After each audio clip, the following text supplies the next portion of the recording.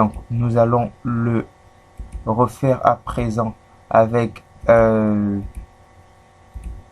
l'enregistrement, parce que tout à l'heure j'ai fait juste une démonstration manuelle pour que nous puissions déjà voir à quoi ça va ressembler. Donc à présent je vais d'abord repartir sur la feuille BD produit. Je vais effacer ce que j'ai acheté tout à l'heure là. Voilà, enregistrement produit, et là on peut démarrer. Voici, je viens au niveau de l'onglet à gauche, au niveau de la barre d'action ici. Sinon je vais sur développeur, macro, voilà, développeur, enregistrer une macro. D'accord, ici ça sera la liste de toutes mes macros. Je n'ai encore pas de macro pour ce classeur. Ici j'ai plusieurs classeurs et certains d'entre eux ont déjà des macros. Il me suffit de voir un peu à ce niveau tous les classeurs ouverts. Voilà, ça ce sont les macros des autres classeurs, et je suis sur le classeur gestionnaire facture. Donc ce classeur, je n'ai aucune macro pour le moment. Dès que j'en aurai, tous les noms vont s'afficher à ce niveau. Alors je vais donc enregistrer une macro. Je donne le nom de la macro par rapport à la tâche que je veux me mettre à exécuter. Donc je veux faire un enregistrement. Alors je vais écrire enregistrer prod, pour dire enregistrer produit. Je peux l'écrire entièrement. Okay. Enregistrer produit.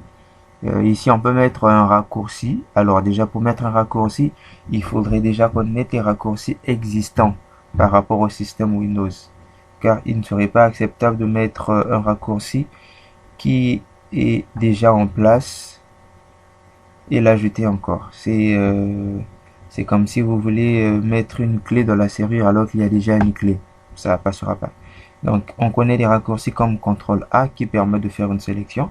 Alors une personne qui ne sait pas que CTRL A est un raccourci qui existe déjà, si vous mettez à ce niveau, Excel va refuser de valider cela. Donc le mieux, c'est d'éviter de mettre les choses qu'on ne connaît pas. Rassurez-vous de connaître d'abord. Sinon, c'est facultatif, hein, vous n'êtes pas obligé de mettre le raccourci. En bas, vous pouvez mettre une description pour que l'on sache exactement quel est le rôle que joue cette macro. Parce que demain, quelqu'un d'autre peut travailler sur votre fichier et il voudrait bien comprendre exactement quel est le rôle que joue cette macro. Donc, vous pourrez mettre un message du genre permet d'enregistrer les produits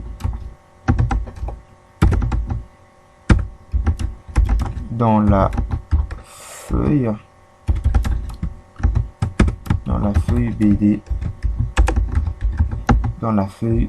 BD, produit. Voilà, c'est aussi facultatif, vous n'êtes pas obligé de mettre une description si vous n'avez pas quelque chose à dire.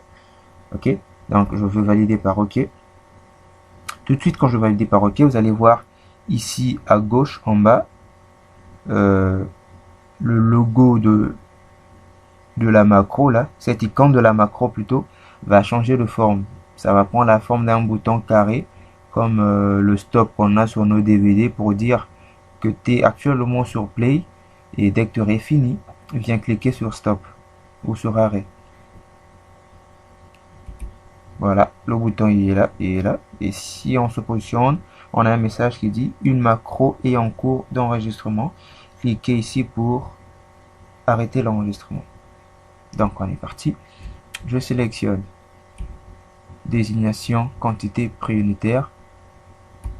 Je fais copier. Je m'en vais sur la feuille BD produit. Je me positionne sur désignation. Clic droit. Normalement, je devrais faire le collage des valeurs si j'avais pris ligne par ligne. Sauf que là, j'ai pris 3 lignes qui sont alignées verticalement. Et je veux changer donc le système de collage. Je veux prendre le collage transposé pour les avoir horizontalement, mais tout en gardant la mise en forme. Voilà à quoi ça va ressembler. Et je reviens sur l'enregistrement produit. Cette fois-ci, je prends le code article. Je fais copier. Déjà, je vous rappelle qu'au niveau du code,